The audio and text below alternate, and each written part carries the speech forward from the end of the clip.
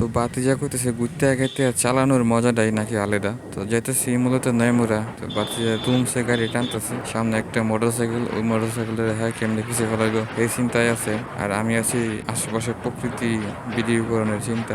আর আমাদের গ্রামের মোটামুটি সবচেয়ে থেকে সুন্দর জায়গায় এই জায়গাটা। তো এদিক দিয়েই কালীবাড়ি মূলত যা, এই রাস্তাটা সব রাস্তা থেকে এই রাস্তাটাই ভালো আছে। গঙ্গাসাগর থেকে সোজা এই রাস্তাটা যদি আসা যাওয়া করেন তাহলে বুঝতে পারবেন এই রাস্তাটাই একদম ক্লিয়ার আছে, কোনো ভাঙা টাঙ্গা নাই কম থাকলেও।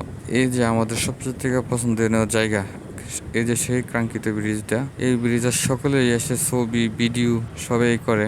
এটাই হলো নয়ামুড়া ব্রিজ। তো এই ব্রিজ থেকে আমরা মূলত যাবো বাজারের উদ্দেশ্যেই বেরিয়েছি। নোংরা একটু কাজ আছে, কাজ শেষ করে আর বাতিজা তিরিং বিরিং চালাই দেখতেছি কেমনে চালাইতেছে। শেষ পর্যন্ত মোটরসাইকেলের খুবই কাছে চলে আসে। শেষ পর্যন্ত এই মোটরসাইকেলটার সামনেরটা ওই হ্যানের মধ্যে উল্টা হয়ে পড়ে গেছে গা।